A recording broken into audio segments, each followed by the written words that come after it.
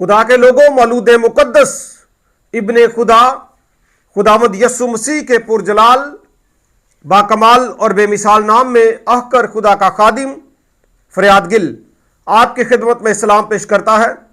Thank you so much for watching logos TV. Subscribe कर लें, like share comments भी कर दिया करें। अजीज़ा ने ग्रामी, आज एक अहम उन्वान पर हम बात करेंगे। एक सवाल जो आम तौर पर किया जाता है जब खुदावंद यस्सु मसीह ये कहते हैं, ऐ बाप, अगर तू चाहे तो ये प्याला मुझसे हटा ले, तो भी मेरी मर्जी नहीं बल्कि तेरी ही मर्जी पूरी हो। आप अनाजील में इस रेफरेंस को पढ़ सकते हैं। हम पढ़ेंगे मुकद्दस लूका तबीब की इंजील, उसका 22वां बाब और उसकी 39वीं आयत से। फिर वो निकलकर अपने दस्तूर के मुवाफिक जैतून के पहाड़ को गया और शागिर्द उसके पीछे हो लिए। और उस जगह पहुंचकर उसने उनसे कहा, दुआ करो कि आजमाइश में ना पड़ो। और वो उनसे बमुश्किल अलग होकर कोई पत्थर का टप्पा आगे बढ़ा और घुटने टेक कर यूं दुआ करने लगा कि ऐ बाप, अगर तू चाहे तो ये प्याला मुझसे हटा ले, तो भी मेरी मर्जी नहीं बल्कि तेरी ही मर्जी पूरी हो। और आसमान से एक फरिश्ता उसको दिखाई दिया और उसे तकवीत देता था। फिर वो सख्त परेशानी में मुब्तला होकर और भी दिल सोजी से दुआ करने लगा और उसका पसीना गोया खून की बड़ी बड़ी बूंदें होकर ज़मीन पर टपकता था। जब दुआ से उठकर शागिर्दों के पास आया तो उन्हें गम के मारे सोते पाया और उनसे कहा, तुम सोते क्यों हो? उठकर दुआ करो ताकि आजमाइश में ना पड़ो। वो ये कह ही रहा था कि देखो, एक भीड़ आई और उन 12 में से वो जिसका नाम यहूदा था उनके आगे आगे था। वो यस्सु के पास आया कि उसका बोसा ले। यस्सु ने उससे कहा, ऐ यहूदा, क्या तू बोसा लेकर इब्ने आदम को पकड़वाता है? सबसे पहले मैं आपको इस मुकाम के बारे में बताना चाहता हूँ।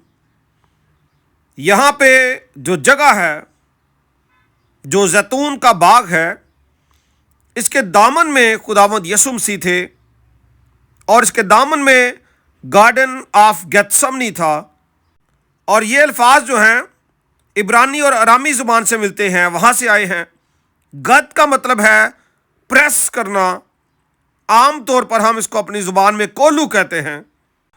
और दूसरा लफ्ज़ है शमानीम, जिसको हम ऑयल या तेल कहते हैं।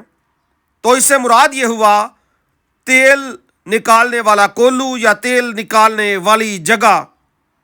रूहानी इलाहियाती एतबार से जो इसका मतलब है, ये ऐसी जगह है जहाँ पर खुदावंद यस्सु मसीह को प्रेस करके उसका खून निकाला गया। यहाँ से खून निकलना शुरू हुआ। दूसरे अहम नुक्ते पर मैं रोशनी डालूंगा, फिर आप बात को ज़्यादा वाज़े तौर पर समझ पाएंगे कि जब खुदावंद यस्सु मसीह का पसीना और खून मिक्स होकर बह रहे हैं या पसीना गोया खून की मानिंद बह रहा है, इस हालत को मेडिकल एतबार से हेमाटिड्रोसिस कहते हैं, जिसमें खून की छोटी छोटी नालियाँ, कैपिलरीज जो होती हैं, ये नालियाँ फट जाती हैं और फिर जो खून है, वो जो स्वेट ग्लैंड्स हैं, गदूद पसीने वाले, उनमें शामिल हो जाता है। और ये इंतहाई तकलीफ को और बोझ को पेश करता है। और जिस हालत में ये तजर्बा किया गया वो इंतहाई खतरनाक थी। इसमें क्या होता है, इंतहाई तौर पर इंसान कमज़ोर हो जाता है, पानी की शदीद कमी हो जाती है, डिहाइड्रेशन, दिल पर बहुत ज़्यादा प्रेशर बढ़ता है और मुमकिन होता है कि इंसान की मौत भी वाक़ई हो जाए। اب ہم خداوند یسوع مسیح کی اسٹیٹمنٹ کو سمجھنے کی کوشش کرتے ہیں. خداوند یسوع مسیح کس پیالے کی بات کرتے ہیں؟ یہ جو کپ ہے اس کی دو تشریحات میں آپ کے سامنے رکھوں گا. نمبر ایک، بحیثیت انسان خداوند یسوع مسیح نے سفرنگ کرنی تھی، لوگوں کے گناہ اپنے اوپر لینے تھے، اور یہ بہت بڑا امتحان تھا کیونکہ خداوند یسوع مسیح فلی مین ہے. اگر ہم کتاب مقدس کا مطالعہ کریں تو یہاں پہ مکمل طور پر وہ اپنے باپ کے تابع بھی ہیں. باپ جو تو چاہتا ہے ویسا ہی ہو. تو پہلا عام خیال یہ بھی نکالا جاتا ہے کہ بہت زیادہ سٹریس تھی، بہت بڑا ایک امتحان تھا. اس کے تناظر میں خداوند یسوع مسیح یہ بات کرتے ہیں. جبکہ دوسرا نقطہ جو ہے جس کو میں بھی سپورٹ کرتا ہوں اور جو میرے نزدیک زیادہ اوتھینٹک ہے وہ یہ ہے کہ مسیح خداوند قبل از وقت مرنا نہیں چاہتے تھے. اب لوگ پکڑنے کے لیے آ رہے ہیں، پسینہ جو ہے خون بن بن کر نکل رہا ہے، سٹریس بہت زیادہ ہے، ایکسٹریم سٹریس اس طرح کی سچویشن ہے، اور جو کیپلریز ہیں وہ برسٹ ہو چکی ہیں. اب ایسی کیفیت میں خداوند یسوع مسیح اپنے باپ کے سامنے بحیثیت انسان بھی پیش ہوتے ہیں.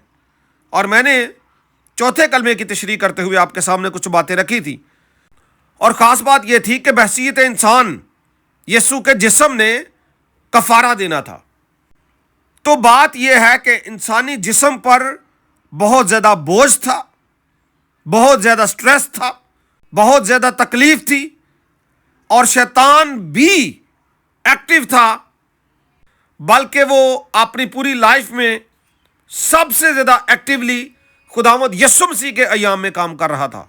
اور اس کی پوری خواہش تھی کہ یسوع کو صلیب پر جانے سے پہلے مار دے. حالانکہ پروفیسیز کلیئر تھیں. خداوند یسوع مسیح نے خود کہا تھا جیسے موسیٰ نے سانپ کو اونچے پر چڑھایا تھا اسی طرح سے ابن آدم کو بھی اونچے پر چڑھایا جائے گا. یہ جو نقطہ تھا پیتل کا سانپ، میں نے ایک مکمل اس پہ واز پیش کیا ہوا ہے، اس کا لنک بھی آپ کو ڈسکرپشن میں ملے گا، اور چوتھے کلمے کا بھی.